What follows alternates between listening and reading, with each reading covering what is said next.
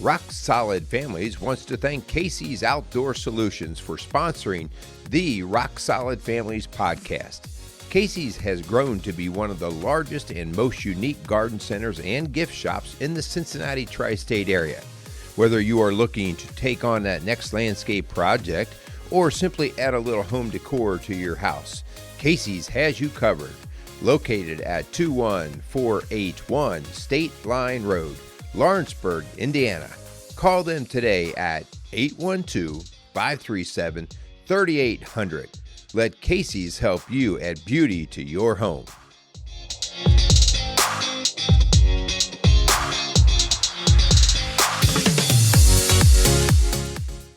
Welcome to Rock Solid Families Podcast. This is Merrill Hutchinson, being joined by my lovely but not feeling the best wife, Linda Hutchinson. Are you on the rebound? I'm on the rebound. You are on the rebound. I'm jacked up with Sudafed, Advil, and caffeine, so I'm good. Just a little head cold. Yeah, just, we're not promoting drug use or anything like that here.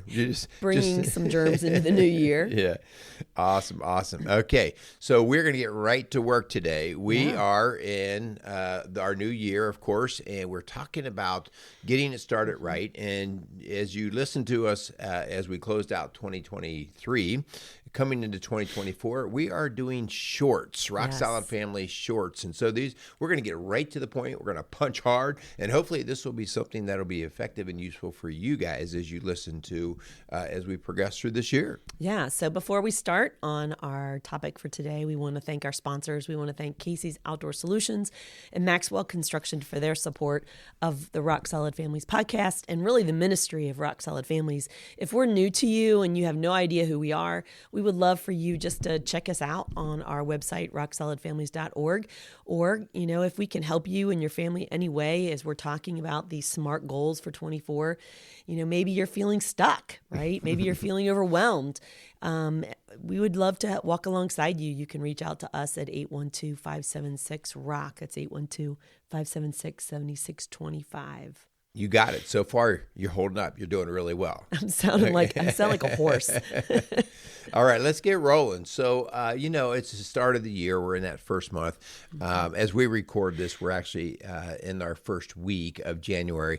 How many of you have already dropped off on your resolutions and your New Year goals, right? I haven't started on mine yet. I'm waiting for my head to clear up, and then I'll be able to move. All right. So do you have any that you're thinking of? Besides just your head getting clear? No, I have some things that I'm shooting for. Yeah. Right. How about you? Yeah. I don't want to say them right now because you've not committed to them yet. Part of what I, always like trying to just be healthier, right? Trying to be healthier, taking better care of the body, reading scripture more or differently or better with a different purpose or intention to it, working on the marriage, working on our kids. All of these things are part of what we do.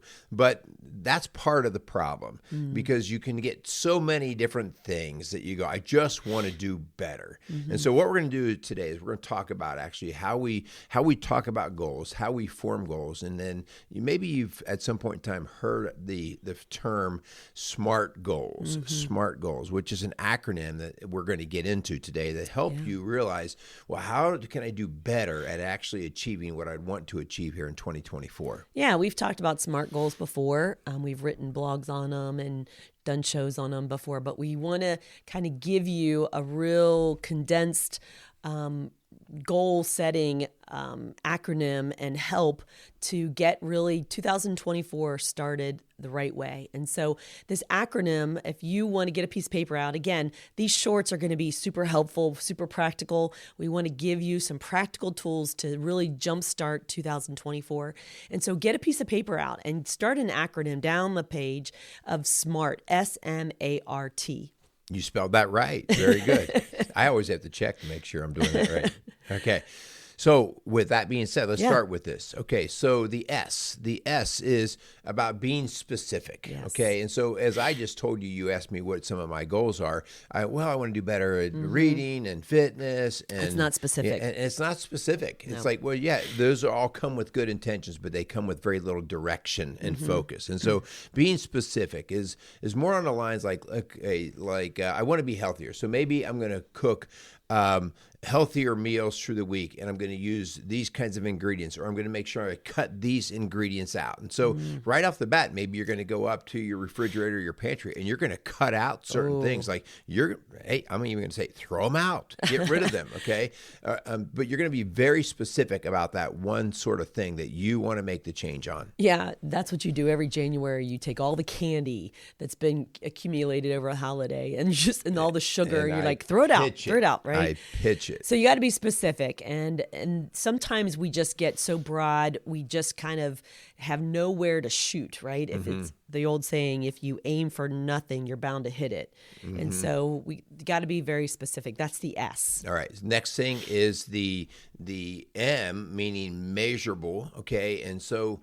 Again, I just said I want to do better, right? And so that idea is, what does that mean? And so putting numbers to things, seeing how we can quantify. So this is where like bathroom scales come into play, right? Where you could actually say, well, I want to lose 10 pounds, and so the scale is going to read this versus this in X number of weeks or months out. And so we're gonna make it measurable. It just can't be a gray sort of direction. We're going to try to make it specific. Maybe you're going to start running, and you're going to say, I want to take my mileage of running up to 10 miles per week. Okay, there you go. Now you've got something that you can measure. You can see how you're progressing through that. Yeah, one of the things that my goal for 2024 is to read through the Bible again, which I've been doing, but now I'm doing it with a group of women, and we're together being very specific. We purchased a book. We're meeting bi-weekly. We have certain goals every week. It's achievable. It's specific. It's measurable. And so that helps us to kind of see, are we on track, right? Whether it be January or March or May, we can kind of see where are we at in that goal that we set back in January. All right. Well, and you just used a word that we're going to Yes, talk I about. did. And so that is the achievable. Is it achievable? And this always reminds me of, if you ask little kids what they want to be when they grow up, they always say, well, I want to be a professional NFL football player or something. And those sound good when they come out of, 6, 7, 8-year-old kids. But we have to be realistic, and we have to say, who have we been in the past? Who would we like to be in the future? How far are we away from that in terms of the range? And we want to make things achievable. Listen, if you achieve it early, you can always up the ante, right? And there are people out there that say you should never reach your goals, and I actually understand that. Like, you should shoot them out so far, but they still have to be reasonable to you. Yes. Okay, they have to make sense to you in terms of what you bring into the game. Yeah, I mean, for instance, my goal of reading the Bible through with my group, if I have a brand new person who's never opened a Bible before, and I'm saying, I want you to read the whole Bible this year, that's a really hard one for someone who doesn't even know where to begin. And so we want to make it achievable so that they have success. Right. We don't want them to get so discouraged that they give up by February, because that's what most people do. Yeah. All right, so the next thing is relevant. What does relevant mean in this situation? Your goals have to mean something to you. And so this happens a lot of times when people put goals on you. Somebody says, you need to start doing this, okay? And if it doesn't connect with you, if it's like, well, I'm not even interested in doing that, if it doesn't have some sort of connection with you, you're just not going to have your heart in the game. And so it's got to be relevant to you. It's got to align with your values and your priorities in life. And, and if maybe somebody assigns something to you, like you said, read the Bible in a year. Well, if somebody's never even read the Bible, maybe somebody's brand new to their faith and they don't even know if they have a faith yet, then they're going to say, what? Why? All right. So we take people where they are, and then we start to try to make those connections to make them even more relevant. Yeah. I mean, that's a perfect example when we have clients clients that come in our office and they just kind of throw their hands up like, I don't even know where to begin. Yeah.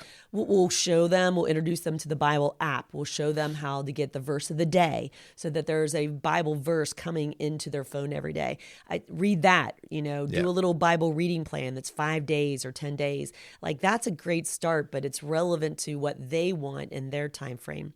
The last one, speaking of time, is time-based or time-bound. In other words, don't just say, I just want to feel better or I want to do better. Like you're going to have to be specific. You're going to have to be measurable. Make it achievable. Make it relevant to what's important to you. But then put a time frame on it. Yeah. Yeah. And you're probably going to have to put little chunks. Don't just say, by December of 2024, I want to do this. Right. You might have to put like monthly goals or weekly goals so that you can kind of keep yourself motivated and kind of on track and accountable. Yeah, I like to think of this as you're going to reverse engineer it at this point. You're going to say, by the end of 2024, I want to weigh this amount of weight, okay? Well, then, as you just said, well, that's still way too big and vague out there, right? So now I have to back it out by saying, well, how about in 6 months? How about in 3 months? How about in a month? And so now I'm saying, hey, I'd like to lose 2.5 pounds by the end of January. Okay, so these sort of time frames give us shorter vision goals that we can attain and reach a whole lot faster, and just get that success that we're looking for. I had a client who wanted to start running, and they had never run before, and so they wanted to do a 5K by the end of the year. And so they started off just walking a mile a day. Right. And so they would walk a mile and then they would try to make it under, if it was walking 15 minutes, maybe make it work for like the next week, it would be like a 12-minute mile. And so that way they started just to kind of get a little bit ahead of it. And man, it was such accomplishment for them when they got their first 5K. They felt like, wow, I had reached a goal that I had set and I worked toward a SMART plan to get to that goal. Yeah. All right. So guys, those are the SMART goals that we introduced to you starting in 2024. Couple things about them.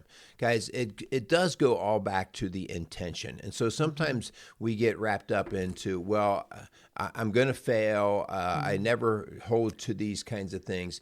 And so it's not about perfection. Just get the word of perfection out of your mind and go with the idea of my positive intention, all right? And so that helps us because when you say you might want to read the Bible in a year, and so that may mean that every day you read for a certain amount of minutes or pages or whatever that you broke it down into. And maybe one day you're so busy that you don't even get to it.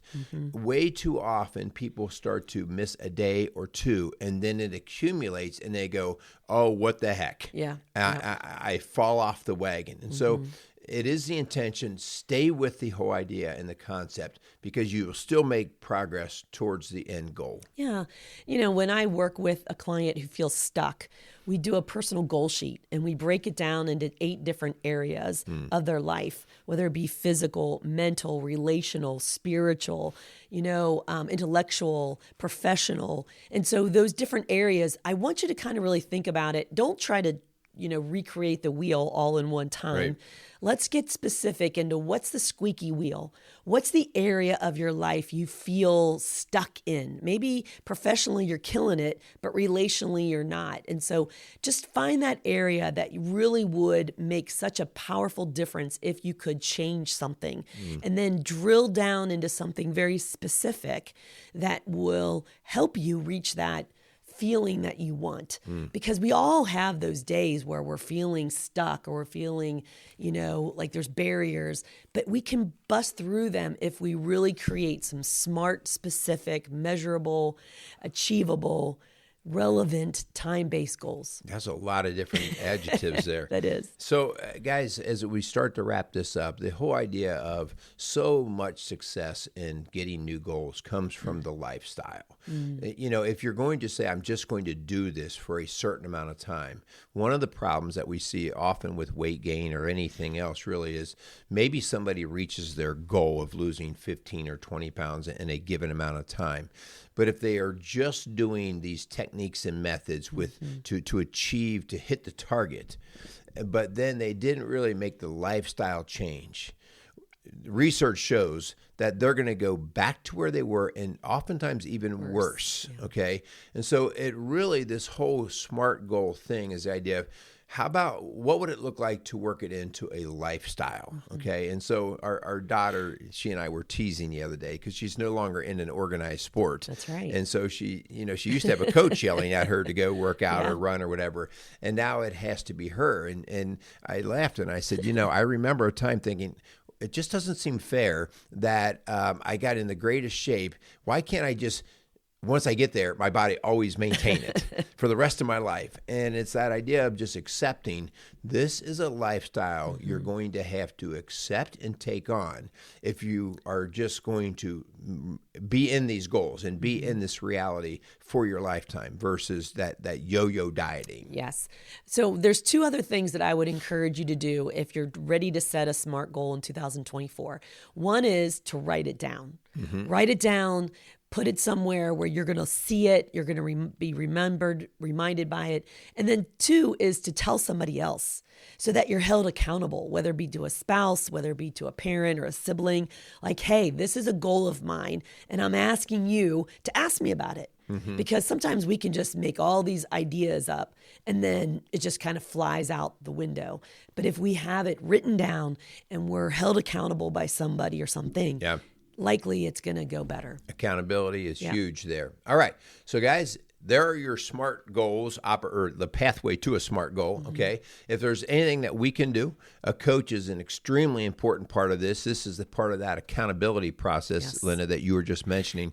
If there's anything that we can do to help, whether it's in relationships, whether it's in fitness, whether it's just in your spiritual walk, please feel free, as Linda said earlier, you reach out to us at 812-576-7625. That is 812-576-ROCK, all right? So let's wrap it up. Let's close out and let's get working on our goals. Yes, for sure. So thank you so much for listening to the Rock Solid Families podcast, building a stronger community, one family at a time. Make it a great day.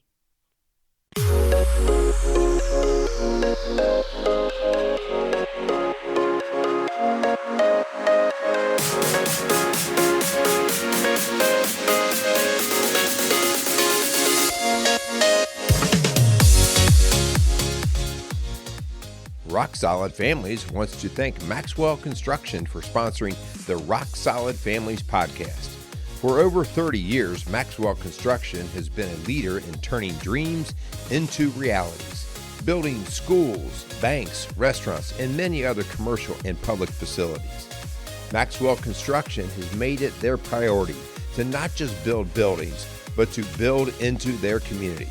So if you have any construction needs, call them at 812-537-2200.